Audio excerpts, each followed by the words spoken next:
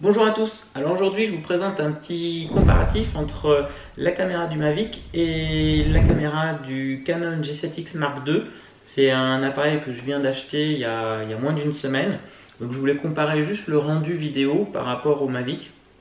Donc j'ai pris les mêmes réglages, je filme en 1080 en 25 fps, que ce soit sur le Mavic ou sur le Canon, et filmer en auto. C'est-à-dire que la balance des blancs, tout ça, c'est en automatique, c'est vraiment full auto, juste pour avoir une idée de la qualité d'image avec des réglages à peu près similaires. Alors le Canon G7X, je l'ai acheté il y a une semaine, c'est essentiellement pour mon vlog parce qu'il est petit, léger et il s'adapte un peu à toutes les situations. Il a un focus automatique, suivi de visage, etc. Donc c'est vraiment très pratique. Il a un très bon micro, il a un écran tactile pivotable, ce qui fait qu'on voit ce qui se passe aussi. Par exemple, là, je vous parle et j'enregistre avec cet appareil et je vois juste au-dessus de l'écran, avec l'écran pivotable, je vois si la mise au point se fait bien et le cadrage. Donc c'est vraiment un appareil très pratique pour filmer au quotidien. Et du coup, je voulais le comparer à la qualité du rendu d'image du Mavic pour voir un petit peu ce que ça donnait. Donc les deux sont réglés en 1080 par 25 images secondes, idem pour le Canon. Et donc on va voir des comparaisons avec des images côte à côte. Donc par exemple là sur les légumes, on voit que bien, le rendu est très bon sur les deux, hein, aussi bien sur l'un que l'autre. Le Mavic a tendance à être un tout petit peu plus fade, un peu moins saturé en couleur. Donc ce qu'on peut très bien travailler en post-prod, hein, et sur le logiciel de montage, on voit que si on ajoute un tout petit peu de chaleur à l'image, un tout petit peu de saturation, eh bien on arrive vraiment à une image qui est quasiment similaire au Canon. Alors sur un autre plan, ben, on peut voir que toujours, hein, le Mavic a tendance à être un petit peu plus fade, un petit peu plus pâle dans les couleurs, un peu plus terne. Donc ça se corrige très bien après en post-production.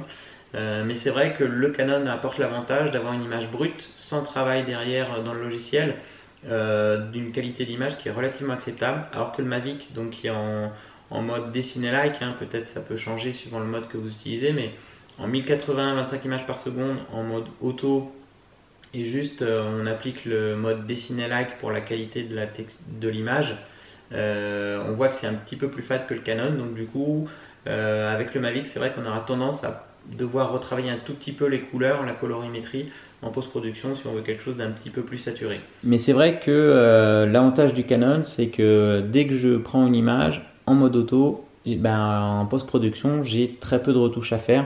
Ça me convient bien. Donc si on voit un troisième exemple, bah là on peut comparer et on voit que pareil, surtout quand il y a des forts contrastes de luminosité, des zones bien lumineuses, on voit que le Mavic a tendance à vraiment mettre ces zones très très blanches, alors que le Canon lui s'en sort pas mal et corrige, et donc là on voit mieux le ciel, les parties bleues, que le Mavic par défaut. Alors tout ça, ça se corrige en post-production, mais c'est vrai que avec le Canon, on a beaucoup moins de travail en post-production avec le G7X. Du coup, on gagne un temps assez appréciable, surtout si on fait un vlog quotidien ou assez régulier. Bah, du coup, on n'a pas trop le temps de corriger l'image en post-production, et du coup c'est vraiment un avantage, je dirais, pour le G7X, même si encore une fois le Mavic c'est pas fait pour le même usage, hein, on est d'accord, mais c'était juste pour avoir une idée de la qualité photo et du rendu du Canon que j'ai fait ce comparatif. En revanche, quand on est en extérieur et quand il y a beaucoup de lumière, lumière du soir, par exemple là sur ce plan là, on voit que les deux sont quand même très très proches et que vraiment la qualité d'image, hein, est très similaire entre les deux. Donc j'ai aussi comparé juste avec mon smartphone, donc un Mi Note 2 de chez Xiaomi. Ça pourrait très bien être aussi la qualité d'un Galaxy S ou quelque chose comme ça. Et donc on voit que le Mavic a un petit peu plus de qualité, je trouve, un petit peu plus de rendu, de contraste sur une image encore une fois brute, hein, sans réglage manuel, tout automatique, c'est-à-dire que je sors la caméra, je mets en mode vidéo et je filme. Donc voilà, bilan de ce petit test, eh bien le Mavic, on va dire qu'il a une très bonne qualité, le Canon a aussi une qualité comparable, hein, je dirais. Après c'est juste que le Mavic, il faudra peut-être retoucher un tout petit peu plus en post-production pour la colorimétrie, sur les saturations un petit peu. contrairement au Canon où là je peux vraiment mettre en production l'image brute telle qu'elle est filmée.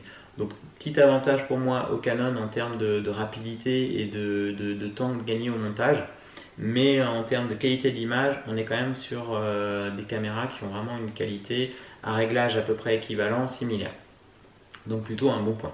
Alors voilà pour ce petit test entre ces deux caméras, même si on est d'accord, hein, on n'a pas la même utilisation pour chacune d'elles, mais voilà, ça donne une idée un petit peu de la qualité d'image à résolution équivalente. Eh bien, on peut voir que les deux sont quand même assez similaires, assez proches, en sachant que j'avais déjà une très bonne estime de la caméra du Mavic. Et bien du coup, j'ai voulu la tester avec mon nouvel appareil, et je suis assez satisfait du rendu parce que c'est quand même assez proche. Voilà, sur ce, bien, je vous dis à bientôt pour de prochaines vidéos. Ciao!